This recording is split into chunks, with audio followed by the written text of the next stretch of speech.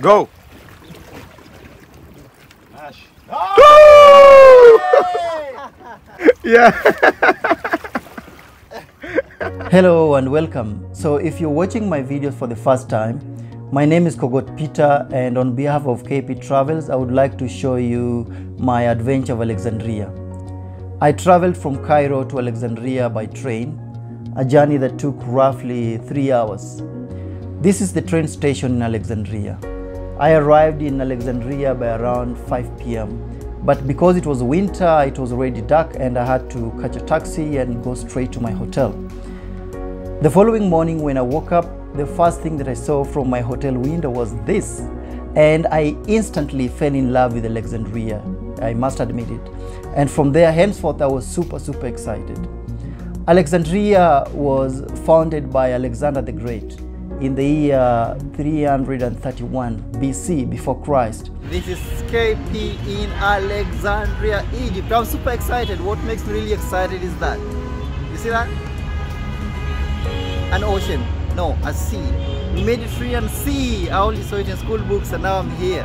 I really want to go in there and at least touch the water. This is dream come true. But do you want to see around? I assume it's a yes, so I'll show you.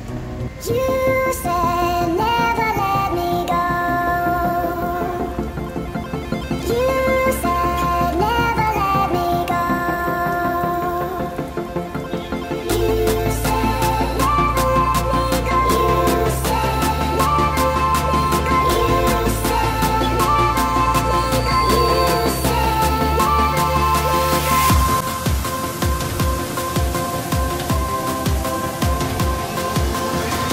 You said never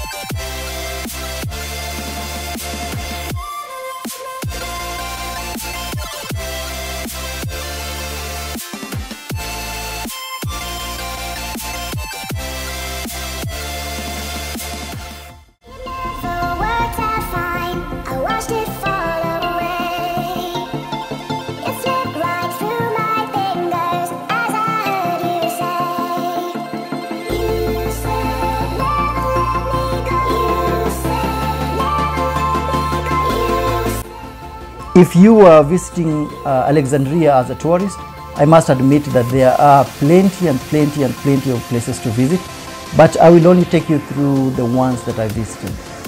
Number one was the Bloodthicker Library. Okay, so one more time, I'm in Alexandria, the city of Alexander the Great, and I'm here with some... Hey, my name is Angie. So Angie will take care of me in Alexandria.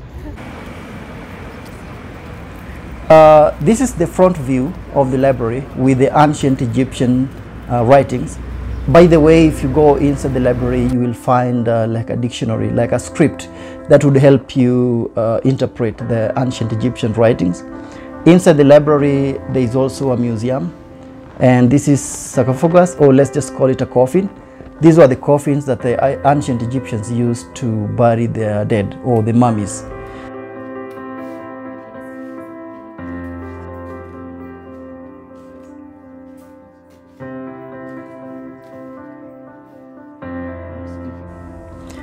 The second place that I visited was the Pompeii Pillar. If you go to the Pompeii Pillar, the first thing you'll notice is the tall pillar and two statues of lions with human heads, like the Sphinx at the Giza pyramids, but the difference is that this one has more like a Romanic, human head. But don't be cheated. The adventure does not just end with what you see at the Pompeii Pillar. The real treasure is underground, and so I will take you through the underground treasure of the Pompeii Pillar. So I started my underground exploration by going to the sanctuary. The sanctuary is where there is more like a god. If you go through the sanctuary, you will find a god that's hidden at the end of the tunnel. It's the ancient god by, I think, the Romans.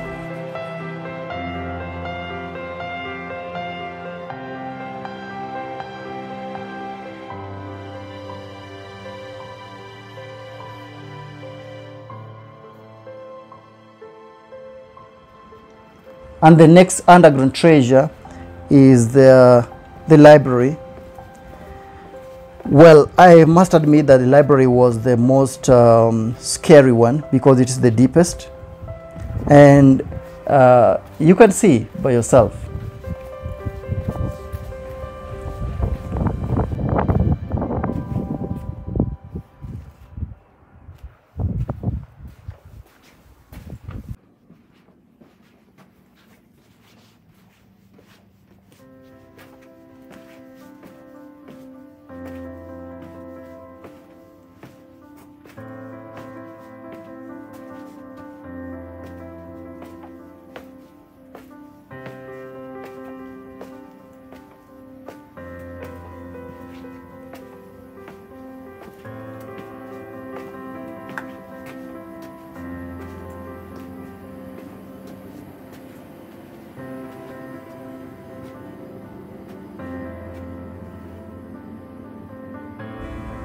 I was super scared trying to walk through these tunnels, and the wrong thing that I did was that I went in the evening, so I was alone in the tunnel, the underground tunnels, and it was super scary. At some point I just felt like I cannot go back.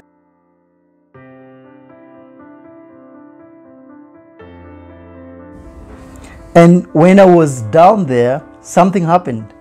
A staff working at the Pompeii Pillar came and shouted. He wanted to ensure that there's no one else underground so that he can close the door. But you see, it caught me off guard and I pissed my pants. And you can hear how confused I am.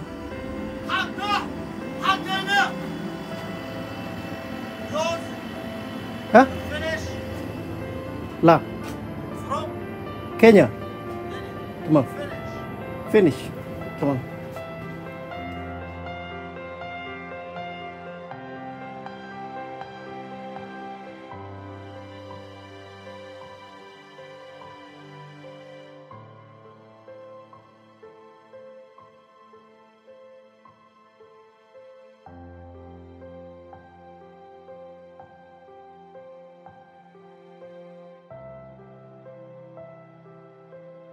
From the Pompeii Pillar, I went to the Catacombs.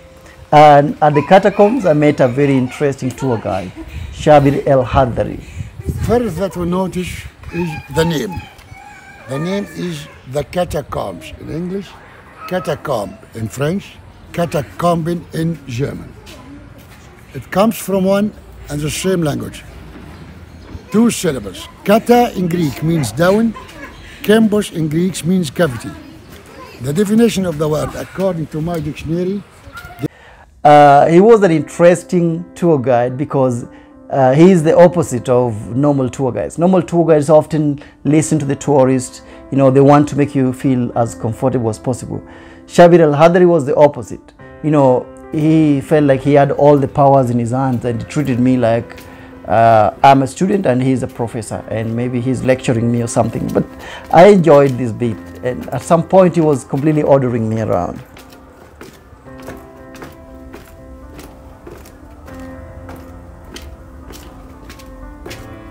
deep, makes short 3 meter deep. At the beginning, you see a circle well. From this well, the mummies would have been lowered of ropes from here, but you go through this door. You come to this well, I'll be there to say hello to you, and either you turn from here or you continue creeping till the main burial chamber. It's up to you. Okay? Okay.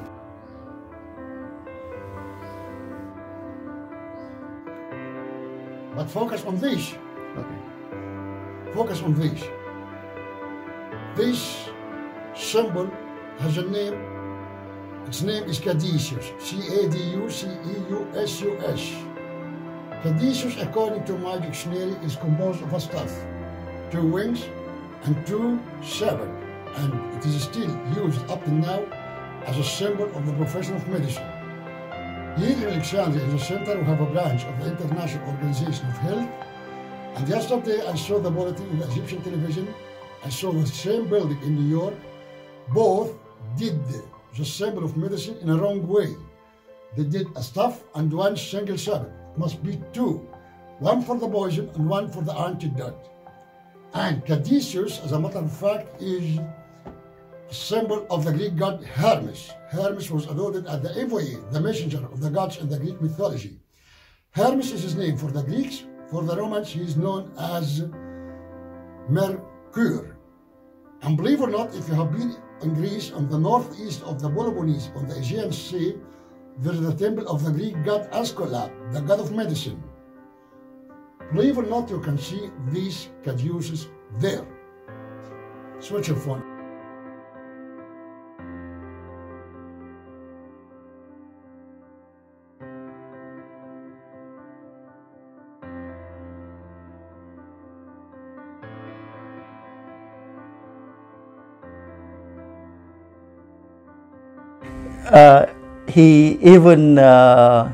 He even ordered me to record him. Like, I'm your guide, you should record me. Make one of me. I'm a guide.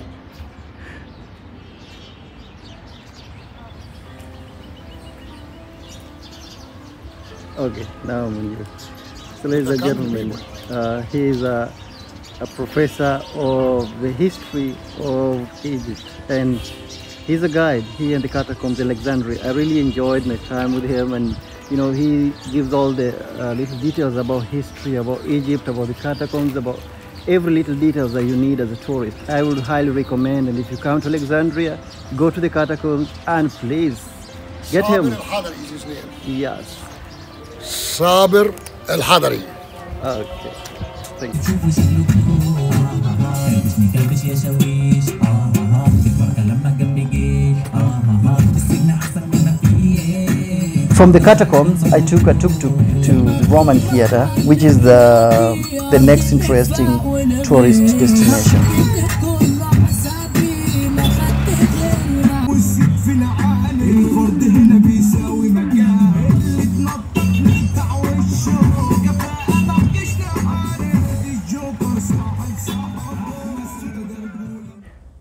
Roman theater, as the name suggests, was or is an ancient theater of the Romans. And you know, Egypt went through a lot of stages of conquest. You know, Egypt was under different rules at different times, and by the time it was under the Romans, they had this theater here.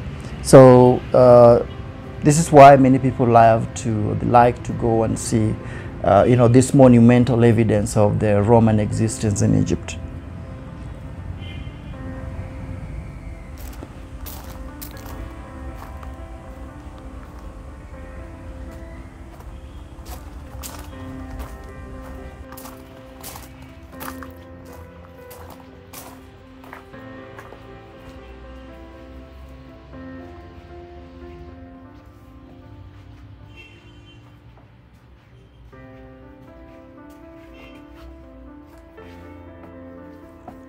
I also visited the citadel and the museum.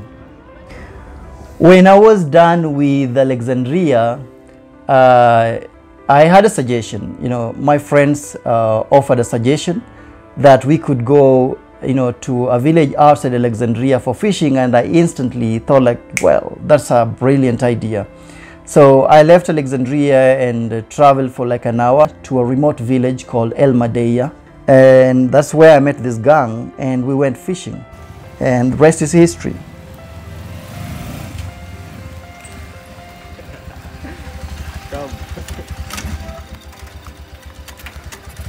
Come. Come, go.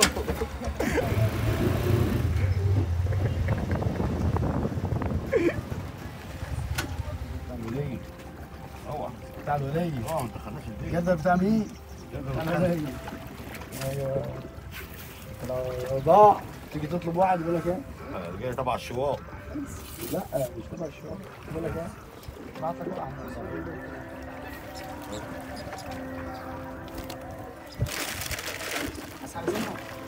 الله يخليك حمد. جو. ماشي.